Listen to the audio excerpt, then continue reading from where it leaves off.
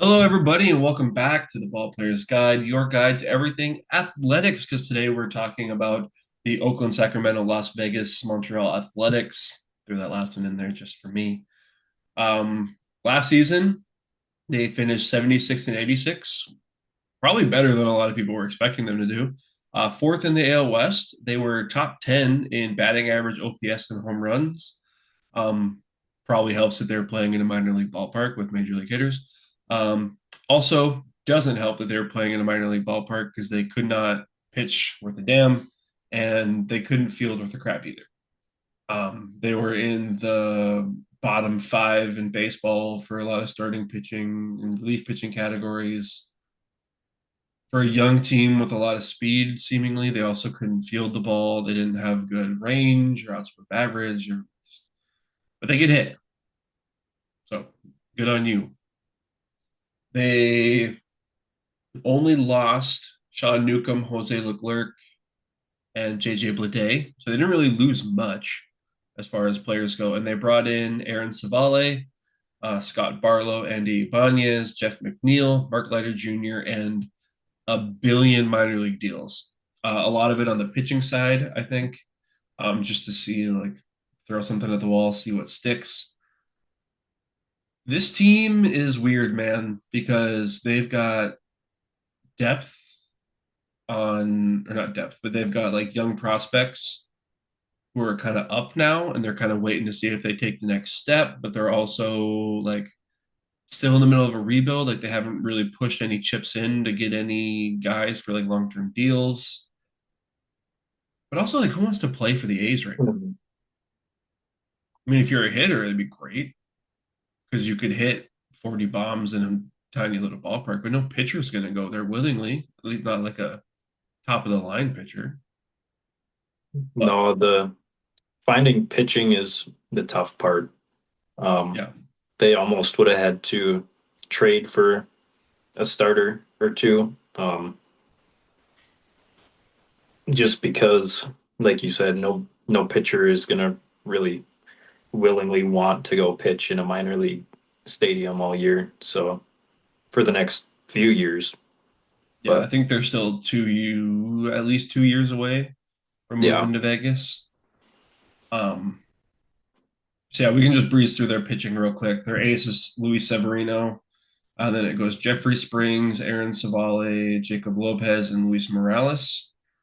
Their bullpen, they have Hogan Harris, Mark Leiter Jr., Scott Barlow, Brady Basso, a couple of Justin Sterner, a couple other guys who are fine baseball players. I mean, they're not going to light the world on fire, but they're fine. Um, they have, like I said, 1,000 dudes that they signed to minor league deals, um, mostly on the relief pitching side. A lot of like lower 30-year-old dudes who are just kind of taking a flyer on, see what we can get out of you, maybe. But where this team is really fun is their offense because they have some of the best young hitters in baseball. I think that's fair to say. They have Kurtz Kamenick, who's 23 years old, came up last year and just destroyed the baseball. Mhm. In 117 games, he accrued a 5.4 WAR. That's stupid. He had 26 doubles, 36 bombs, 86 RBIs, again, in 117 games. Hit 290, 383, 619 slug for a 1 OPS. He had a 173 OPS plus. He won Rookie of the Year. I mean, dude's gross. Mhm. If you want to watch a fun baseball player, go watch him hit a baseball. It's really fun. And then they also have Shea Bangaliers, who gave him, was it 30 home runs from behind the plate? Yeah, 31 home runs from the catcher position. That's great. That's awesome. They have Tyler Soderstrom, who's good and young, Brent Rooker, who still mashes. Jeff McNeil, sure. See what we can get from you. Minor league ballpark, let's see what you can do. Jacob Wilson, who I love watching him hit. Mhm. He's so fun to watch. Lawrence Butler, Max Muncy, not that one, the other one, and Denzel Clark, who plays just probably the second best center field in all of baseball behind Byron Buxton. Unbiased opinion, obviously. Yeah, yeah. And their bench is good too. I mean, they got Colby Thomas down there, who's supposed to be pretty good for them. Andy Ibanez down there, who's I mean, like he's fine. Mhm. Like he'll come in, he'll give you some quality at bats. This team's fun. I don't know how many games they're going to win this year, Yeah. but they're fun. I don't think it's crazy to say they could go toe to toe with some of the best lineups hitting wise. Mm-hmm. I think they could hit it just as well as anybody else. It's just, can they score 8 runs a night to balance out the pitching staff? I don't know if it's going to be enough. I think I feel like this team's gonna get kind of like there's gonna be like an asterisk on them because they're like, oh, they're playing in Sutter Health Field or whatever it's called. But like this lineup can hit. Yeah. Like you can't look at this lineup and say like these guys can't mash. Like, up and down the lineup, they're good. Yeah. They're a couple of bad injuries away from being a really bad lineup. Yeah. Because I mean, Kurtz goes down. This gets pretty thin pretty quick. Same with Yeah. Shea Langoliers or Rooker, heaven forbid. But they're fun. I mean, they're going to be fun to watch. Their games are going to be 10-9, 15-13. Yeah. But I don't know. I like the A's. I love their lineup. I'm just hoping that the pitching can somewhat keep it under control. It But won't. yeah. It's not gonna. I feel like the way to watch A's games this year is going to be turn it on when they're hitting, Yeah. switch to another game for 10 minutes when they're pitching, and then flip back. Even if it's just to watch Kurtz hit. Yeah. I mean, that dude, he's got some nasty highlight reels already, and he's only 23. Yeah. They also got Leo DeVries Mhm. in the Mason Miller deal. So I don't know if he's going to be up anytime soon. I don't really know what his expected ETA is. I mean, he's only 19. He reached double A last year. I don't think they're in any rush to rush him Yeah. to the big leagues because they have Jacob Wilson at shortstop. Yeah. Who's perfectly fine there. They just extended him. Uh-huh. I mean, probably what they're going to end up doing is moving DeVries or Wilson over to second base. Yeah. And then, because I mean, McNeil's at second base right now. He's not going to be there forever. Yeah. DeVries' ETA in the top 100 prospect ranks is 2026. All right. So, I guess we'll believe when I see it. yeah.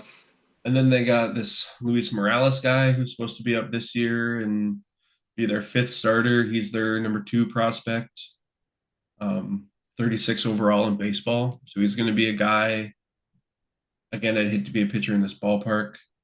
They have another pitcher who's 22. He's probably going to get some run this year. I mean, like their young guys are coming up. They're doing a rebuild in kind of the right way. All their young guys are coming up at the right time. But they're the A's. They're not going to spend money. You're not really going to get any good free agents to come there. Yeah. So then the question becomes, what is your ceiling? Or like your future? Like, where do you go from here? Right? Well, my guess is once they get to Vegas, that's when, because they're locking up all their young hitters right now, or all their hitters. Like they signed Soderstrom, Brent Rooker, Jacob Wilson, and Lawrence Butler, all to extensions that are on the fairly cheap side as far as baseball contracts go. Very front loaded or back loaded. I mean, so like this year Jacob Wilson's making 1.4 million, Lawrence Butler 3.4, and then it basically goes up by 3 million every year for Lawrence Butler and about 3 to 5 million every year for Jacob Wilson. So like by the end of their deal, where they're going to be traded because it's the A's. Yeah. Lawrence Butler is making 16 mil in 2031. Jacob Wilson's making 17 mil. So it just ramps up like crazy. And same with Soderstrom too. It's the exact same deal. So it'll be interesting to see how that plays out for him. Yeah. It'll, yeah. Once they move, it'll be interesting to see how they operate. If they operate like they're in Vegas and push in chips and spend a lot of money. But knowing their owner and how he was in Oakland, I really don't know. I can give a pretty good guess as to how he's going to be when they get to Vegas. But comes down to one, I feel bad for Oakland A's fans. Two, this lineup's going to be really fun. Three, this pitching staff is disgusting and not in the good way. Yeah, not the good disgusting. No, but they're going to be fun to watch. Yeah. Do they have any chance of getting third place in the AL West? They'd have to be better than the Rangers, Astros, and Mariners. I don't. There's maybe a chance, but I don't think so. I think they're a fourth place team. Can you imagine if you took this lineup and put it with the Pirates pitching staff? Oh, that'd be so Uh, good. yeah. Just two teams that never want to spend money, and they got one side of the ball so well, hmm and the other side just sucks. All right. Their line right now is at 75 and a half. I feel like that's pretty good. They won 76 last year. I don't know if they're going to get better, Yeah. but they could mash their way into a few sneaky wins. I think I'm gonna take the under, I think but I it's could gonna be. be by like one game, one or Yeah, two games at the most. I agree. Again, gonna be a fun team. Yeah.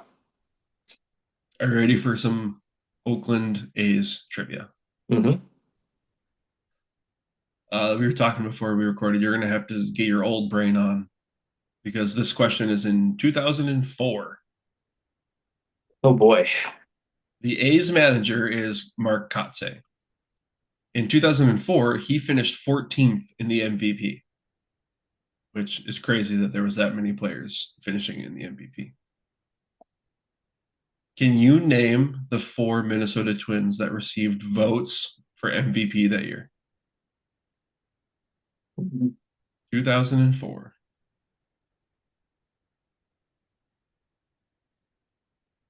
Were there any pitchers? Yep. Johan. Yep. Hmm. Is that too early for Morneau and Kadir? It is too early for Morneau. Okay. There's one more pitcher. Was Brad Radke still slinging it? Not to the MVP level if he was. Mm. This guy's number one all time on my mom's cutie patootie list. Oh, Actually, hot boy list. Joe Nathan. Joe Nathan. Yeah. Yep. Last two are position players.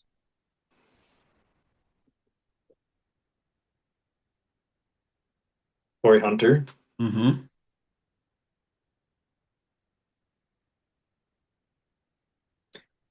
Jock Jones was never that good, was he? Okay. Although when you hear this name, you're going to be like, Jock Jones should have got an MVP over this guy. Shannon Stewart. Nope.